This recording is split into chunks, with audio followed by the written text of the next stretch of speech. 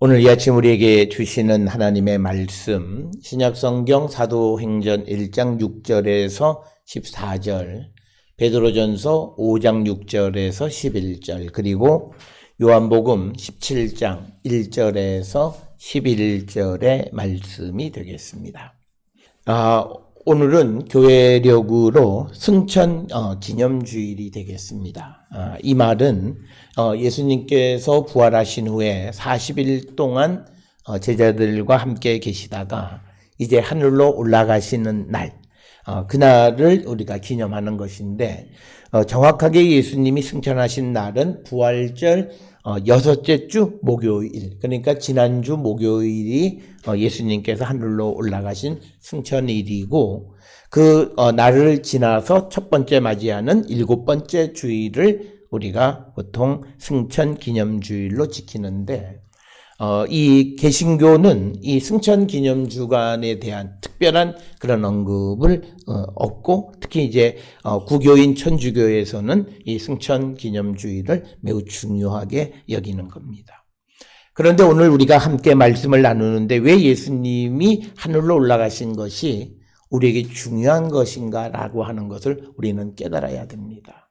특별히 우리 개신교가 이 승천 기념주일에 대해서 제대로 강조하지 못하는 것은, 오늘날 우리가 예수를 믿는다고 하면서 그들의 삶이 말씀과 다른 삶을 살아가는 이유는 왜 예수께서 승천하셨는가라고 하는, 승천이 갖는 의미가 무엇인지를 제대로 알지 못하기 때문에 그런 문제가 생겼다라고 말씀드릴 수 있고, 그래서 이제 예수께서 하나님에 의해서 하늘로 올라가셨다라고 하는 것은 이제 다시 오신다라고 하는 그 약속을 우리가 기다리고 살아가고 있다라고 하는 겁니다. 특별히 오늘 우리가 함께 읽은 사도행전 1장 11절에서 보면 그 예수께서 갈릴리 사람아 어찌하여 서서 하늘을 우러러 보느냐, 그러면서 너희 가운데 하늘로 올려지신 이 예수는 하늘로 가심을 본 그대로 오시리라. 바로 예수님이 하늘로 올라가신 승천으로부터 우리에게는 재림의 신앙, 재림을 기다리는 신앙이 우리에게 시작되어졌고, 그리고 예수께서 승천하시면서 이 땅에 남아있는 제자들을 위해서 보혜사 성령을 보내주셨고, 이제 다음 주간이 성령 강림절로 지키는 겁니다. 그래서 예수님의 부활, 그리고 승천, 그리고 성령 강림, 이 세 가지 사건은 기독교 역사에서 우리의 믿음의 삶에서 매우 중요한 것인데, 어찌된 이유인지 개신교는 이 승천에 대한 제대로 된 이해가 없이 믿음의 삶을 살아가고 있습니다. 그렇기 때문에 이제 우리가 오늘 주시는 말씀을 통해서 살펴볼 터인데, 우리의 믿음이 얼마나 잘못되어졌는가라고 하는 거예요. 전적으로 어떤 이들은 우리가 세상을 살아가면서 좋은 일은 하나님이 주셨고 나쁜 일은 마귀가 줬다 이렇게 생각하는 분들이 있어요. 그 생각은 잘못된 겁니다. 예수께서 하늘로 올라가서 오늘 우리가 읽은 요한복음 17장에서도 그 예수님의 영광이 회복됐다라고 하는 것은 예수님께서 하나님과 같이 세상의 왕으로 이제 하나님 우편에서 세상을 통치하신다는 거예요. 그래서 이 세상의 모든 것, 좋은 것은 나쁜 것은 모든 것이 다 예수님의 발 아래에 있다는 거예요. 그러니까 이 세상에 있는 모든 것은 주님이 지배하시는 시대가 되어진 것이 바로 예수님이 하늘로 올라가셔서 하나님 우편에서 우리를 통치하시기 때문에요.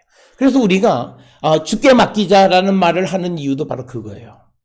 바로 이 세상의 모든 것, 내가 생각하는 거나 상대편에 있는 거나 모든 것들을 주관하시는 분이 하나님이세요. 그렇기 때문에 우리가 모든 것을 하나님께 맡길 수 있는 근거도 바로 승천하신 예수께서 하나님 우편에서 세상을 지배하고 계시기 때문이다라고 하는 겁니다. 그래서 우리가 예수께서 이 하늘로 올라가셨다라고 하는 이 승천이라고 하는 것은 단순히 그냥 사도행전에 나온 것처럼 감난산에서 하늘로 올라가셨는가 보다라고 하는 것으로 그치는 것이 아니라, 그 이후에 승천하셔서 예수께서 바로 하늘에서 우리를 위해서 지금 일하고 계시고 이 세상을 지배하고 계시는 분이 예수 그리스도시다라는 거예요. 그래서 때가 될 때, 언제? 재림의 때에 다시 오실 때까지 이 세상을 지배하시는 분은 예수님이시다는 거예요. 그렇기 때문에 그 지배 아래 살아가는 우리가 모든 일을 예수님에게 맡기는 삶을 살아가는 것은 당연하다라고 하는 것입니다. 그래서 우리가 이 세상을 살아갈 때 이 예수님께서 하늘에 올라가셔서 다시 영광을 회복했다라고 하는 것의 그 말의 의미는 이제 전에 예수님은 하나님에 의해서 세상에 보냄을 받았어요. 이 땅에.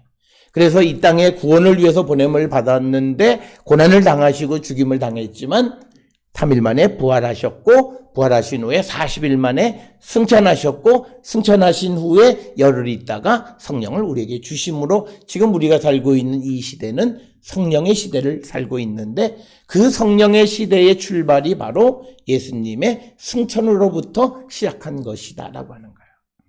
그래서 우리가 이것의 참된 의미를 우리가 잘 알아야 되는데 하이델베르그 그 요리문답 제49조항 이 개신교 신앙의 가장 근본이 되는 그 요리문답 가운데 하나입니다. 거기에 보면 예수님의 승천이 우리에게 주는 유익을 세 가지로 설명합니다. 첫째는 뭐냐면 그리스도께서 우리의 대언자로서 하늘에서 우리를 위해서 하나님 앞에서 우리를 위해서 간구하시고 우리를 위해서 하나님에게 변호사 역할을 해주시는 분이 지금 예수님이시다. 그래서 예수님이 이 땅에서 보이지는 않으시는 것 같지만 하나님 앞에서 우리를 위해서 무척 보이지 않는 곳에서 일하고 계시는 분이시다라고 하는 거예요. 그래서 예수께서 하늘로 올라가신 것은 우리에게 매우 유익하다. 그래서 우리가 로마서 8장 34절이나 요한일서 2장 1절 등에 보면 이런 내용들을 기록하고 있고 또 하나는 이제 우리가 영원한 하나님의 나라로 간다라고 얘기해요. 그런데 그것을 우리가 어떻게 알 수 있느냐? 그런데 우리가 요한복음에 보면 예수님이 내가 하나님 안에 그리고 하나님이 예수님 안에 그리고 또 우리에게는 내가 주님 안에 주님이 우리 안에 있다라는 거예요. 그러면 내가 주님 안에 있으면 주님이 승천하실 때 우리도 함께 하늘로 올라간 거예요. 그래서 이 승천이라고 하는 예수님의 승천은 우리에게 이제 마지막 구원의 때에 재림하셔서 우리를 구원하셨을 때 다 우리가 하나님 나라로 인도되어지는 것에 대한 확실한 하나의 보증이 바로 예수님의 승천이라는 거예요. 그러니까 우리는 예수님의 승천을 믿지만 네가 나중에 하늘로 가냐 그러면 사람들이 거기에 대해서 제대로 대답을 못해요. 뭐 가나? 마나? 뭐 이런 거예요. 그런데 우리가 그것을 지금 경험하는 건 뭐냐면 예수님이 하늘로 올라가셨는데 내가 예수님 안에 있어요. 그럼 나도 예수님이 하늘에 올라가신 것을 통해서 천국을 맛볼 수 있다는 거예요. 그래서 예수님이 하늘로 올라가신 것은 우리에게 마지막 때에 우리가 이제 영원한 하나님의 나라에 들어가게 된다라고 하는 것에 대한 보증으로서 예수께서 하늘에 올라가셨다라고 하는 거고 또 하나는 예수께서 이제 우리를 위해서 이 땅을 떠나시면서 그냥 우리를 고아처럼 내버려 둔 게 아니라 우리를 보호하기 위해서 성령 보혜사를 우리에게 보내주셔서 우리가 성령의 능력 안에서 우리가 살아갈 수 있게끔 하셨다라고 하는 거죠. 그래서 우리가 신학적으로 보면 예수님이 하늘로 올라가신 것은 우리에게 유익하기 위해서 우리에게 하나님의 은혜가 임하게 되기 위해서 우리의 자리를 비워주신 거예요. 그래서 우리 예수님이 올라가심으로 비워진 자리에 하나님께서 성령을 통해서 은혜를 우리에게 끼쳐주셨다라고 하는 거예요.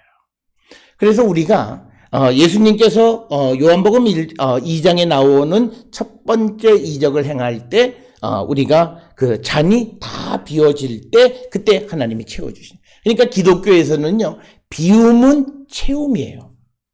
우리는 이걸 꼭 기억하셔야 돼요. 그러니까 우리가 기독교 예수님의 은혜를 잘못 아는 것은 내가 많이 가지면 복되다고 생각하는 거는 잘못된 거예요. 예수님은 늘 말씀하세요. 비워라. 그러면 내가 거기를 채워준다라고 하는 거예요. 그러면 내가 비운 것보다 더 많은 것으로 채워주는 것을 믿을 때 나는 비울 수 있어요. 그러니까 그때 나는 뭐예요? 나눌 수 있고 이웃을 위해서 쓸 수 있는 거예요. 그럴 때 그것을 믿는 사람들은 이런 말 안 해요. 그럼 우리는 밤낮 남뒀다가 우리는 뭘 먹고 이런 얘기를 하는 것은 하나님의 능력과 예수께서 승천하셨다라고 하는 것이 우리에게 주는 유익함에 대해서 제대로 알지 못하기 때문에 그런 말을 하는 것이다라고 하는 겁니다. 오늘 우리가 살고 있는 이 시대에 이제 오늘 우리가 주시는 오늘 본문 사도행전 1장 6절부터 14절까지는 승천하시는 것에 대한 증인들이 등장하는 거죠. 예수님과 제자들이 감람산에서 이제 그 예수님이 하늘로 올라가시는 것을 보셨어요. 우리가 잘 알다시피 유대인들에게는요, 2사람 내지 3사람만 있으면 그게 사실이에요. 증인이 2-3사람이 증인이 됩니다. 그런데 예수님의 제자 가룟 유다를 뺀 나머지 11명과 나머지 사람들이 예수께서 하늘로 올라가신 것을 본 거예요. 그러니까 예수께서 승천하신 이 사건은 모두 증인이 있는 역사적 현실임을 우리에게 가르쳐 주는 것이 사도행전 1장 6절로부터 14절의 말씀이고, 그 다음에 이제 이어지는 요한복음 17장 1절부터 11절은 도대체 왜 그러면 예수님께서 승천하고 승천이 우리에게 주는 의미가 뭐냐? 즉 승천의 신학적 의미를 우리에게 설명해 주는 게 요한복음 17장 1절부터 11절이고, 그러면 이제 주님이 승천하셔서 다시 오실 때까지 믿음 안에 살아가는 성도들이 어떻게 살아야 되느냐라고 하는 그 삶에 대해서 설명하는 것이 베드로전서 5장 6절로부터 11절의 말씀이에요. 그러니까 현상, 이론, 실제 이 3가지가 오늘 주시는 사도행전, 베드로전서, 요한복음에 있는 말씀을 통해서 우리에게 설명을 해주고 있습니다.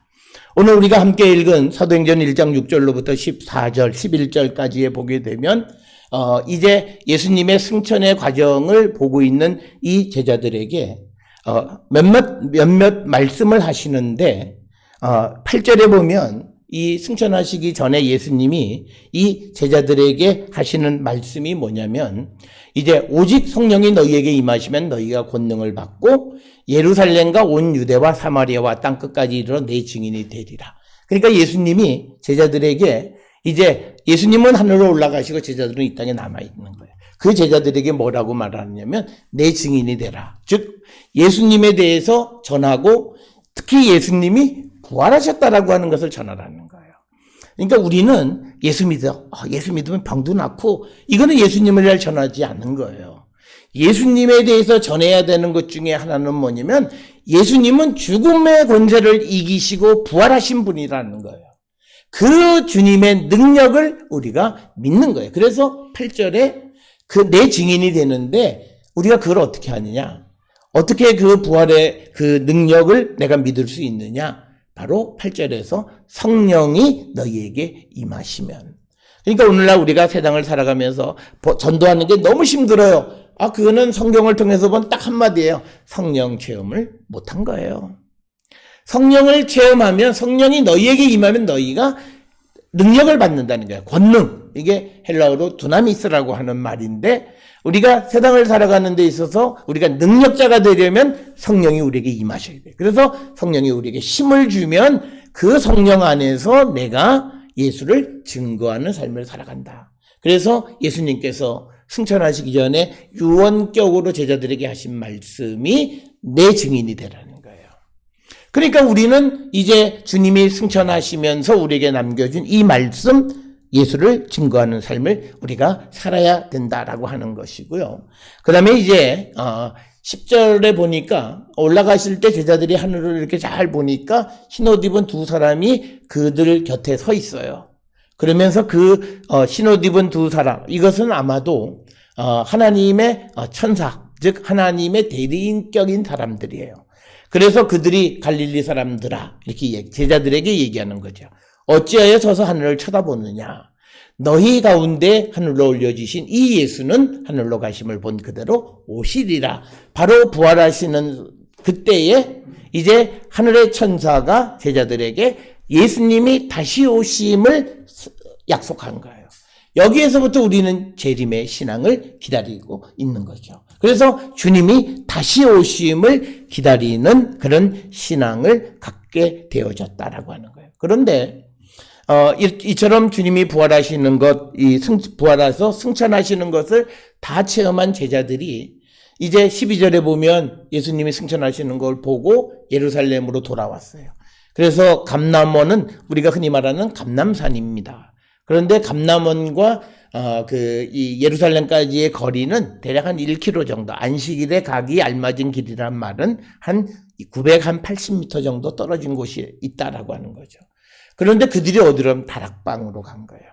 이 다락방은 뭐냐면 예수님이 돌아가신 다음에 그 예수님의 제자들의 삶은 굉장히 불안한 속에 살고 있었어요.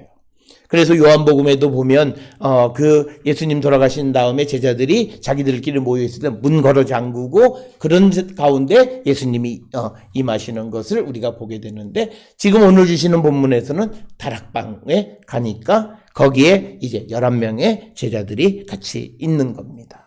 그러니까 뭐냐면 이들이 아직 성령이 체험하기 전에 예수님의 부활을 체험했고 또 승천하시는 모습을 봤지만, 그러나 그들의 마음속에는 아직 불안감이 있는데, 이 불안감을 해소시켜주는 것은 성령이 임하심으로 말미암아 그들이 이 모든 것을 이기는 능력을 얻어서 이제는 밖으로 나가서 예수를 전하게 되는데, 아직 성령이 임하기 전에 이들이 행한 일은 14절에 보면 그냥 오로지 기도하기에 힘쓴 거예요.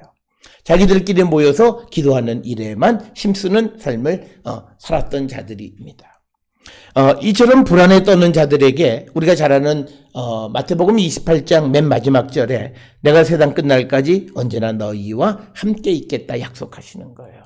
그래서 제자들에게 두려워하지 마라. 내가 비록 이 땅에서 떠나 하늘로 올라가지만 그러나 내가 너희들을 고아처럼 내버려 두지 않고 너희들의 그 빈자리를 내가 채워주겠다. 그것을 위해서 보혜사 성령을 너희에게 보내주시겠다 약속하셨고, 이제 이 예수님의 승천 사건 열흘 후에 이제 성령이 임하시는 것을 우리가 볼 수 있게 되어집니다.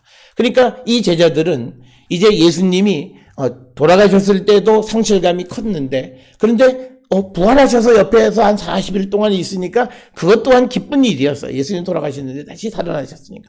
그런데 그 부활하신 주님마저도 이제 자신들을 떠나게 되어지니까 영원히 주님이 떠난다라고 하는 것에 대한 어떤 상실감, 불안감이 그들을 엄습했던 그런 삶을 그들이 살아가게 되었다라고 하는 겁니다.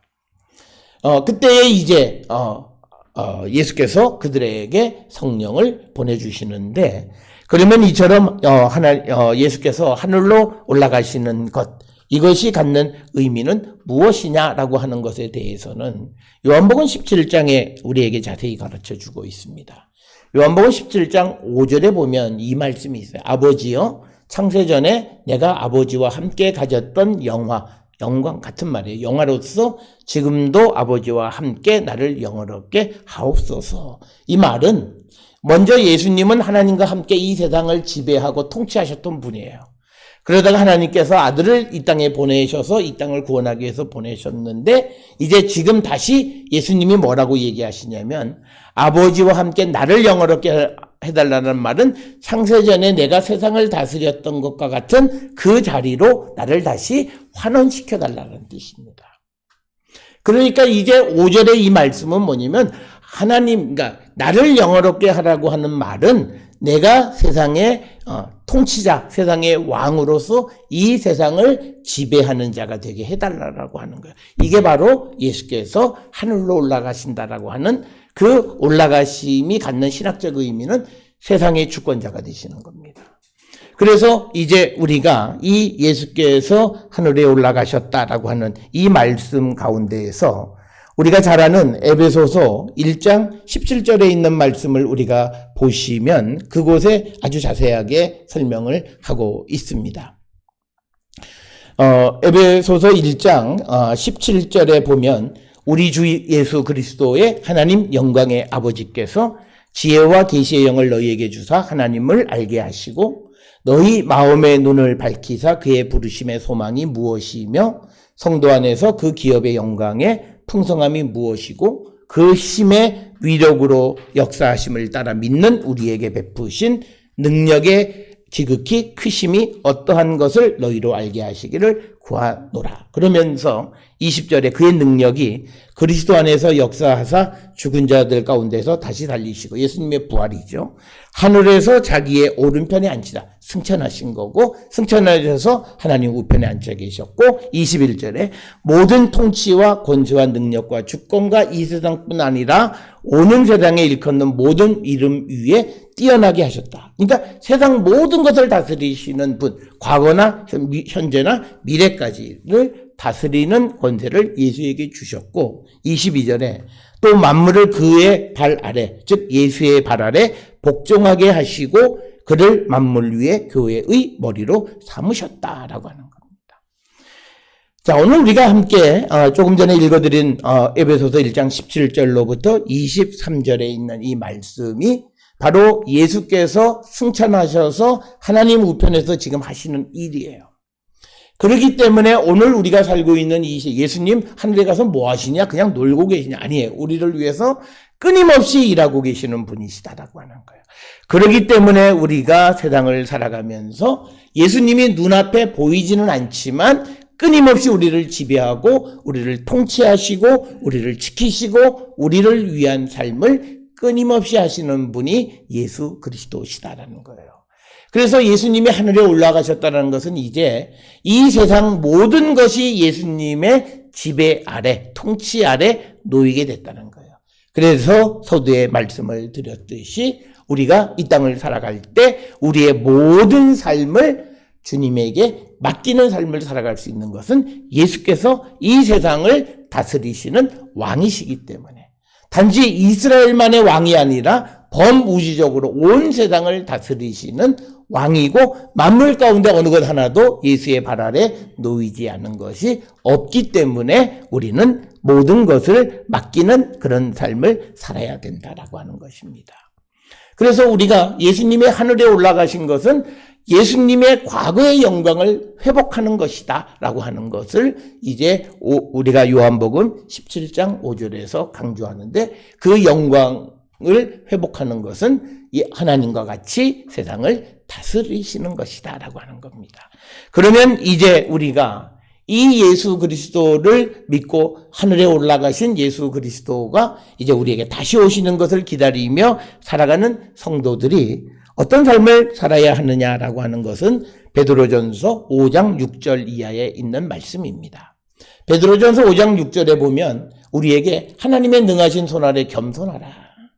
그러니까 뭐냐면 이 세상의 모든 것이 하나님의 손 아래 있고, 그렇기 때문에 우리가 세상을 살아갈 때 항상 겸손한 삶을 살아요. 그러니까 예수의 능력과 하나님의 능력으로 모든 것을 하나님이 하실 수 있기 때문에 그 하나님 앞에 내가 난척하지 말고 무언가 할 수 있다라고 하는 오만과 우리가 교만한 모습을 보이는 것이 아니라, 겸손하면 주님의 때가 되면 너희를 높이실 것이다라는 거예요.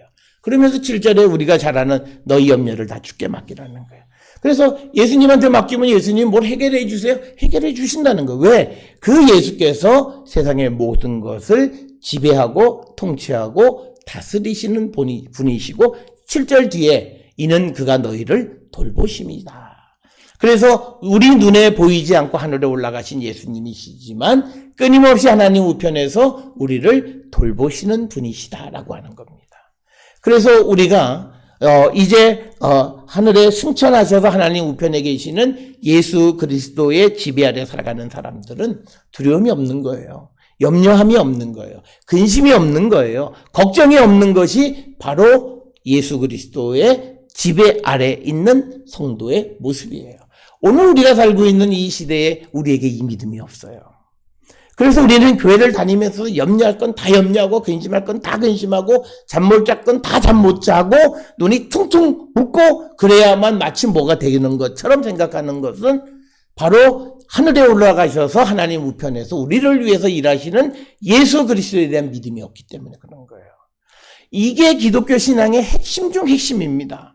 그냥 이 땅에 갈릴리에 오셔서 예수님이 병자 고쳐주시고 뭐 이런 것에만 머무는 것이 아니라 보이지 않는 곳에서 하나님의 백성들을 위해서 일하시는 예수님.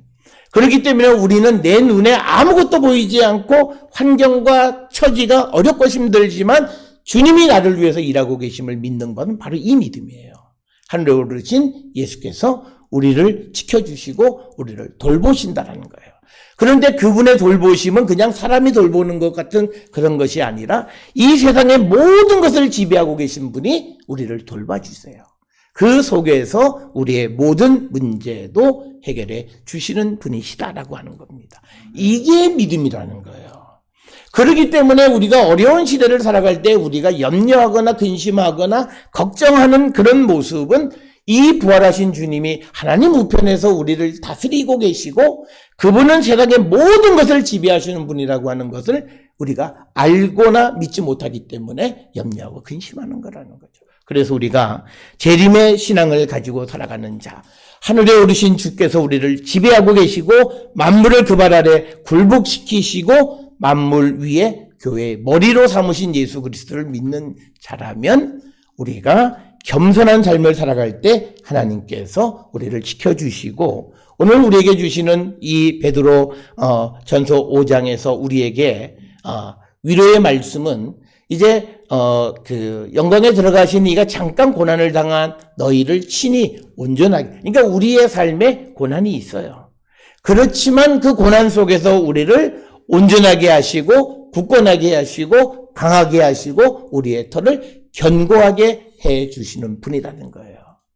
이것은 무슨 내가 뭘 하고 자시고 하는 것이 아니라 그 예수께서 잠깐 고난을 당한 우리를, 그래서 우리가 고난 가운데 있을 때 이 고난을 두려워하지 마세요. 우리가 살아가는 삶에 고난이 없을 수는 없어요. 고난 반드시 있어요. 그렇지만 고난이 우리를 지배하지 못합니다. 잠깐 고난을 당하긴 하지만 하나님이 다시 우리를 온전하고 굳건하고 강하고 견고하게 우리를 지켜주시는 분이고 다시 세워주시는 분임을 우리에게 약속하는 거예요. 이 약속을 믿고 우리가 세상을 살아가고 모든 어려움 속에서도 우리가 담대할 수 있는 근거가 바로 오늘 주시는 이 베드로전서 5장 10절에 있는 말씀이다. 그래서 우리가 여러 가지로 어려운 시대를 살고 있고 우리의 삶에도 여러 가지 어려운 일들이 일어나지만 우리가 이 부활하신 주님이 승천하셔서 오늘 우리를 지배하시고 이제 다시 오실 때까지 모든 성도들을 지켜주시는 분이라고 하는 그 믿음을 가지고 우리가 믿음 안에서 승리하는 그런 성도들이 될 수 있기를 주의 이름으로 축원합니다. 이 믿음이 바로 우리가 고난의 때를 살아갈 때 이 고난을 이기게 하고 고난 속에서도 소망을 갖게 하는 하나님의 말씀을 마음에 새기면서 우리 모든 성도들의 삶에 크고 작은 여러 가지 어려운 모든 일들을 믿음으로 승리하는 우리 모든 성도들이 될 수 있기를 주의 이름으로 축원합니다.